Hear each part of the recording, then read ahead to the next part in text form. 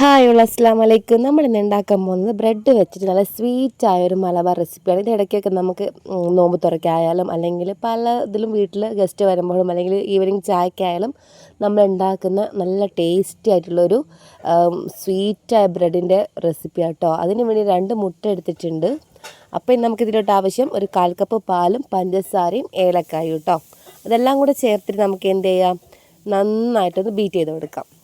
Whisk വെച്ചോ spoon വെച്ച് എന്തായാലും കുഴപ്പമില്ല, നന്നായിട്ടൊന്ന് ബീറ്റ് ചെയ്ത് കൊടുത്താൽ മതി കേട്ടോ. ഇത് പണ്ടൊക്കെ നോമ്പ് തുറക്കുന്ന കാലത്ത് എൻ്റെ ചെറുപ്പക്കാലത്തൊക്കെ നമ്മൾ ഈ ബ്രെഡിൽ മുക്കി, ഈ മുട്ടയിൽ മുക്കി പൊരിക്കുന്ന ഒരു ഐറ്റം ആയിരുന്നു കേട്ടോ. നല്ല ടേസ്റ്റ് ആയിരിക്കും കഴിക്കാൻ. എല്ലാ നോമ്പ് തുറയിലും എല്ലാപ്പോഴും ഇപ്പോഴും അന്ന് തൊട്ട് ഇപ്പോഴും ഞാൻ കണ്ടുവരുന്ന ഒരു ഐറ്റമാണ് ഇത്. കിടു റെസിപ്പിയാണ് കേട്ടോ, അറിയാത്തവർക്ക് വേണ്ടിയാണ് ഈ ഒരു വീഡിയോ. അപ്പം നമ്മളിതാ പാൻ ചൂടാകാൻ വെച്ചിട്ടുണ്ട്. അതിലോട്ട് നെയ്യ് അതാണ് വേണ്ടത്. ഇപ്പം നെയ്യില്ലാത്തതുകൊണ്ട് വെളിച്ചെണ്ണയാണ് ചേർത്ത് കൊടുക്കുന്നത് കേട്ടോ. നെയ്യാണെങ്കിൽ നല്ല ടേസ്റ്റ് ആയിരിക്കും കേട്ടോ. അപ്പോൾ നമ്മൾ വെളിച്ചെണ്ണ ഒഴിച്ചിട്ട് ഇതുപോലെ ഒന്ന് സ്പ്രെഡാക്കി കൊടുത്തതിന് ശേഷം നമ്മൾ ഓരോ ബ്രെഡിൻ്റെ സ്ലൈസ് എടുത്തിട്ട് ഇതുപോലെ വെച്ച് കൊടുക്കുന്നുണ്ട് കേട്ടോ.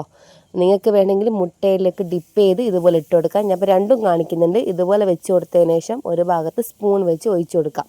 ഇങ്ങനെയും ചെയ്യാം. ഡയറക്റ്റ് മുട്ടയിലോട്ട് മുക്കിയിട്ട് അതേപോലെ വെക്കാം. അപ്പോൾ ചിലത് വേവാത്തൊരു കണ്ടീഷൻ വരും. അതുകൊണ്ടാണ് ഈ ഒരു രീതിക്ക് ചേർത്ത് കൊടുക്കുന്നത് കേട്ടോ. അപ്പം നമുക്കിതെല്ലാം കൂടി സ്പൂണ് വെച്ച് ഇതുപോലെ ചെയ്ത് കൊടുക്കാം കേട്ടോ.